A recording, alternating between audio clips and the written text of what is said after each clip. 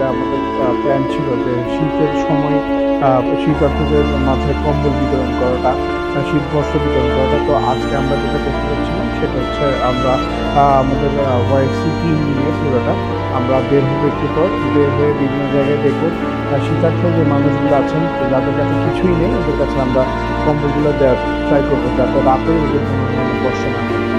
এই শীতার্থের মাঝখানে Yamaha Riders club Chittagong আমরা এক জাত পায়রা নিয়ে সেই চট্টগ্রামবাসী যারা যারা অসহায় আজকে শীতার্থ, যে এখন রাত 11টা, আমরা এখন সবাইকে নিয়ে আমার সেই ভাইবেরাত ওয়াইসি মেম্বারদেরকে নিয়ে আমরা শীতার্থের মাঝখানে কম্বল বিতরণ করবো ইনশাল্লাহ।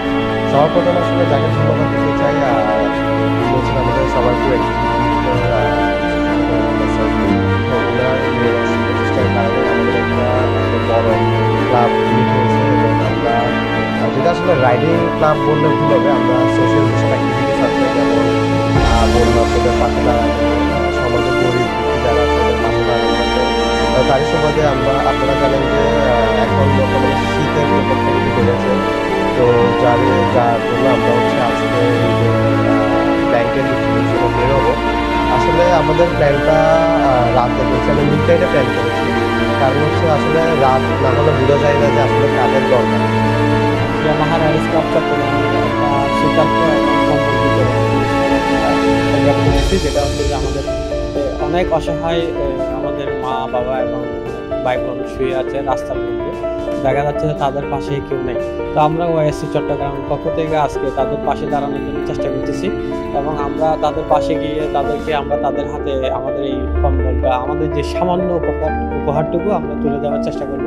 ইয়ামাহা রাইডার্স ক্লাব বরাবরই চেষ্টা করে যে কোনো সমস্যার মধ্যে মানুষের পাশে দাঁড়ানোর। তো অলরেডি যেহেতু এখন শীতকাল এবং রাত্রে ভালোই ঠান্ডা পড়ে, দেখা যায় যে রাস্তাঘাটে অনেক অসহায় মানুষ হচ্ছে যাদের শীতের কাপড় নেই, তারা শীতে কষ্ট পাচ্ছে। তো ওনাদের কষ্ট লাঘবের জন্যই আসলে ওয়াইআরসির এই একটা ক্ষুদ্র প্রচেষ্টা যে আমরা যতটুকু আমাদের সামর্থ্য হয়েছে ওই অনুযায়ী কিছু কম্বল নিয়ে বিতরণ করা। চট্টগ্রাম ওয়াইআরসি মেম্বাররা কখনো নিজের কথা ভাবি না, আমরা ভাবি সবাইকে নিয়ে ভালো থাকার। তো সেই ভালো থাকার জন্যই আসলে আজকে আমরা এই যে এখন প্রায় রাত 11টার কাছাকাছি, 10:30টার বেশি বাজে। তো আমরা আসলে চট্টগ্রাম ওয়াইআরসি নিজের কথা ভাবছি না, এই জন্য বলছি যে আমরা রাতের 11টা বাজে দুস্থদের মাঝে গিয়ে ওদের কাছে গিয়ে আমরা কম্বল দিব ওদের হাতে, যাদের সত্যিকার প্রয়োজন। আমরা যদি সত্যি আমাদের কথা ভাবতাম তাহলে আমরা সন্ধ্যায় কম্বল দিয়ে